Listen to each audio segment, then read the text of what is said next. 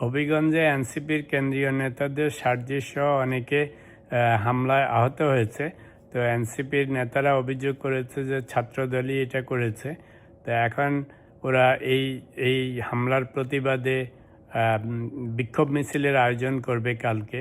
তো এখন প্রশ্ন হচ্ছে যে এনসিপি নেতারা কেন বিভিন্ন জায়গায় এরকম হামলার শিকার হচ্ছে।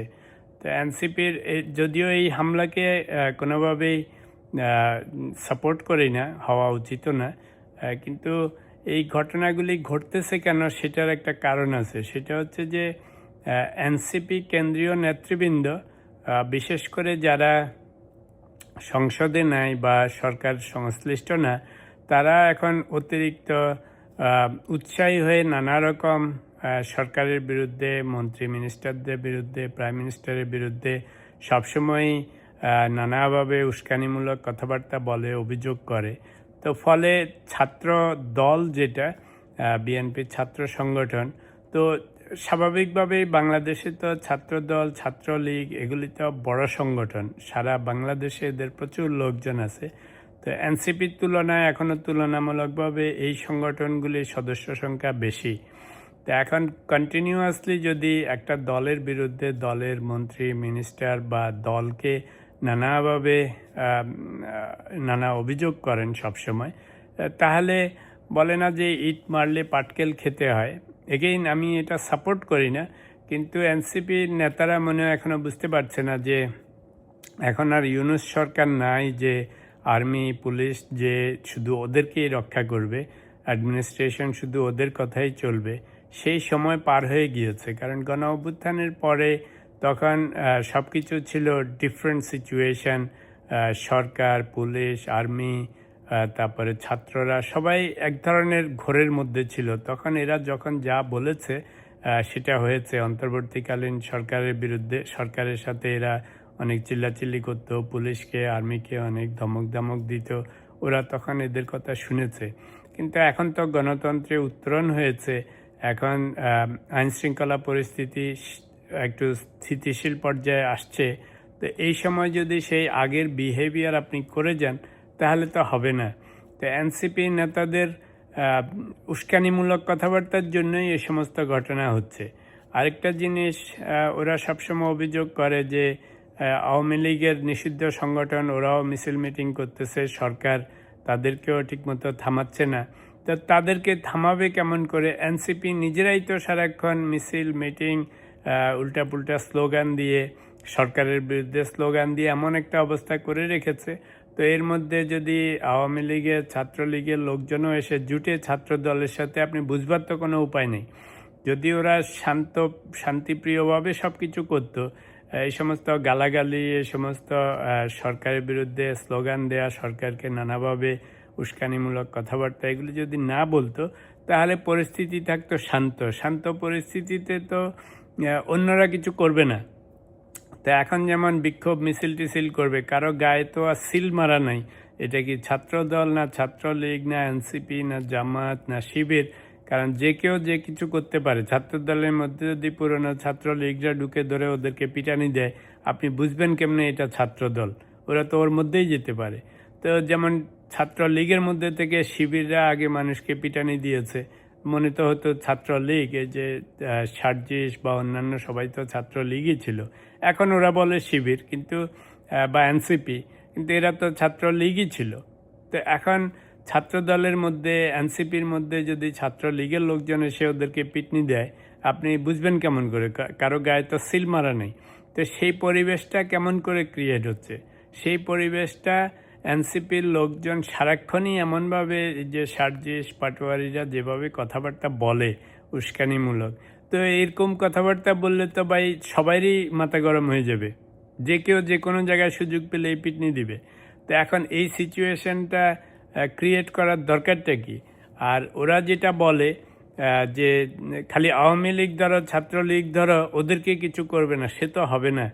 এক রাজ্যে তো আর দুরকম হবে না। গোলমাল করলে এদেরকেও ধরতে হবে, ওদেরকেও ধরতে হবে। এখন যদি ওদেরকে সাংঘাতিক ধরাধরি করে, তাহলে যে সার্জিস পাটোয়ারিরা যে সমস্ত কথাবার্তা প্রতিদিন বলে, তো এদেরকেও তো পুলিশে ধরবে, সরকারে ধরবে। এখন তো আর সেই ইউনূস গভর্নমেন্টের দিন নেই যে খালি সার্জিসদের গায়ে সিল মারা আছে, ওরা যা বলবে তাই হবে। ওই যে বলছিল না যে সচিবালয় পোলাপানের যখন যা ইচ্ছা হয়েছে, এখন তো আর পোলাপানের গভর্নমেন্ট নাই।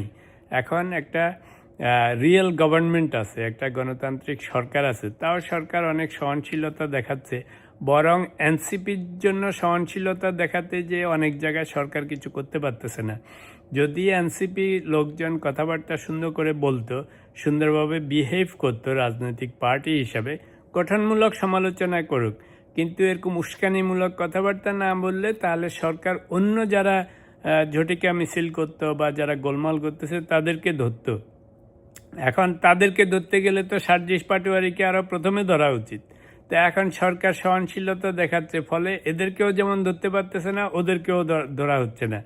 তো সামনে যদি বিক্ষোভ মিছিল করে, হরতাল করে, আরও এই ধরনের অরাজক অবস্থার সৃষ্টি হয়, তাহলে এর মধ্যে কে ঢুকে পড়বে আপনি চিন্তা করেন। বরং এদের লাইফ রিস্ক আরও বাড়বে, কারণ যখন শয়ে শয়ে হাজার হাজার মানুষের সমাগম হয়, ওর মধ্যে কোনটা লীগ, কোনটা দল, কোনটা শিবির, কোনটা এনসিপি আপনি তো জানবেন না। এই সুযোগে অনেকে অনেক কাজ করে ফেলবে, এই সুযোগে এদেরকে পিটুনি দেওয়ার ব্যবস্থা করবে। তবে এনসিপির এখন আরেকটা বড় প্রবলেম হচ্ছে, ওদের তো আর নেতৃবৃন্দের সংখ্যা কম, তার মধ্যে মাত্র কয়েকজন আছে যারা অলরেডি সরকারে এমপি, মন্ত্রী, উপদেষ্টা, হুইপ এসব হয়েছে। তো ওরা তো মজা লুটতেছে, আর যেগুলি বাইরে বসে আছে যেমন সার্জিস পাটোয়ারিরা, এদের তো আর ভালো লাগতেছে না, ওরা তো 5 বছর ওয়েট করতে পারবে না। এই জন্যই ওরা সব জায়গায় যে হুলস্থুল করতেছে। নাহিদরা কিন্তু এত করে না, কারণ নাহিদরা তো আরামে আছে, এখন এমপি হয়েছে, হুইপ হয়েছে, সরকারের বড় বড় পর্যায়ে আছে, মাশাল্লাহ সাইজ দেখলেই তো বুঝতে পারবেন কেমন সুখে শান্তিতে আছে। এখন সার্জিস পাটোয়ারিদের শান্তি নেই, কারণ ওরা তো বড় বড় আর পজিশন আগেও পায় নাই, এখনও পাচ্ছে না। তো তার মধ্যে আমি সবসময় বলি, ওই যে জুলাই সনদ গণভোট নিয়ে মাতামাতি করে কিছু এনসিপির, কিছু জামায়াতের যারা এমপি হয় নাই বা কিছু হয় নাই, এদের সবচেয়ে বড় দুঃখ হচ্ছে যে যদি জুলাই সনদ বাস্তবায়ন হয়, আপার হাউস বাস্তবায়ন হয়, তাহলে ওরা সংসদে যেতে পারতো ব্যাকডোর দিয়ে। এখন সেটাও বন্ধ হয়ে গিয়েছে, কারণ বিএনপি গণভোট বা জুলাই সনদ বাস্তবায়ন করতেছে না। এই জন্য ওদের এখন আর সহ্য করতে পারতেছে না এত সময়, 5 বছর কত লম্বা সময়, এখনই সরকার ফেলে দিতে হবে, এখনই কিছু ঘটায় ফেলতে হবে। কিন্তু এখন আর সেই ইউনূস গভর্নমেন্ট নাই। গণ অভ্যুত্থান চলে গেছে, 2 বছর চলে গেছে। আজকে হবিগঞ্জে দেখলাম একজন এনসিপির নেতাদেরই গালাগালি করতেছে, নিজেদেরই নেতা, বলে তোমাদেরকে 2 বছর সময় দিয়েছি, তোমরাই সব মজা লুটতেছ, এনসিপিরই লোক, আমাদের কথা তো শুনেই না, আমাদেরকে বক্তৃতা দিতেও বলে না। তো এর কারণ হচ্ছে যে এনসিপির গুটি কয়েক লোক এখন সব কিছুতেই গোলমাল পাকানোর চেষ্টা করতেছে। তেমনি জামায়াতেরও কিছু লোক যারা ওই যে ব্যারিস্টার কতগুলি আছে না গলাবাজি করে, এরা খামাখা গোলমাল পাকাচ্ছে। তবে সিম্পল কথা হচ্ছে, জামায়াত এনসিপি যদি বেশি গোলমাল পাকায়, সেই গোলমালের মধ্যেই কিন্তু ছাত্রলীগ, আওয়ামী লীগ এরাও ঢুকলে ওরা প্রথমে কিন্তু এদেরকেই টার্গেট করবে, কারণ এরাই তো সব কিছু ক্রেডিট নেয়। তো সেই জন্য এখন জামাত এনসিপির উচিত হবে আবার নতুন করে একটু পলিটিক্যাল স্ট্র্যাটেজি ঠিক করা, যে সারাক্ষণ মারমার কাট করে বিএনপিকে যে কালকে ফেলে দিব, এই বুদ্ধি করলে কাজ হবে না। সেই ইউনূসও নাই, প্রেসিডেন্ট শাহাবুদ্দিনও নাই, কয়দিন পরে দেখা যাবে সেই ওয়াকার বাবাজিও নাই, তখন কিন্তু কেউ সাপোর্ট করে আর রক্ষা করতে পারবে না। আমি সবসময়ই বলি যে বিএনপি, ছাত্রদল এবং ছাত্রলীগ এগুলি বড় দল। ছাত্রলীগের যে লক্ষ কোটি সাপোর্টার, এগুলি তো হাওয়ায় উড়ে যায়নি। তোমরাই তো পথ শিখিয়েছ, তোমরা ওদের মধ্যে ঢুকে থেকে তোমরা ছাত্রলীগ ছিলা, কিন্তু শিবিরের কাজ করেছো। তো এই বুদ্ধি তো এখন সবাই জানে। এখন ছাত্রলীগের গুলি যে ছাত্র দলে ঢুকে যায় না, সেটা কেমন করে জানবে? এবং পিটুনি দেওয়ার সময় যে ওরাই অগ্রগামী হচ্ছে না, সেটাও বা কেমন করে জানবে? তো সেই জন্য যত গোলমাল হবে, যত বিক্ষোভ মিছিল হবে, যত হরতাল হবে, সবগুলিতে কিন্তু সবচেয়ে বেশি রিস্ক হচ্ছে এই এনসিপির তরুণ ছেলেপেলেদের। সেই জন্য এখনও সময় আছে রাজনৈতিক স্ট্র্যাটেজি ঠিক করার, দেশে বিভিন্ন জায়গায় নিজেদের যদি পার্টিকে গুছাইতে হয় সেটা করো, সুন্দরভাবে করো, কিন্তু সরকারের মন্ত্রী, মিনিস্টার, প্রাইম মিনিস্টার, প্রশাসন, পুলিশ, আর্মি সবাইকে সারাক্ষণ গালাগালি, বকাবকি করে উস্কানিমূলক কথা বললে কেউই রক্ষা করতে এগিয়ে আসবে না, এবং তোমাদেরই সবচেয়ে লাইফ রিস্ক বেশি। তো সেই জন্য বলবো যে যদিও এই ধরনের আক্রমণাত্মক অ্যাটিটিউড বা পিটাপিটি বা মারামারি সাপোর্ট করি না, কিন্তু প্রত্যেক জিনিসের তো একটা কনসিকুয়েন্স আছে। তোমাদেরকে সেটা চিন্তা করে নূতনভাবে তোমাদের পলিটিক্সকে আগায় নিতে হবে।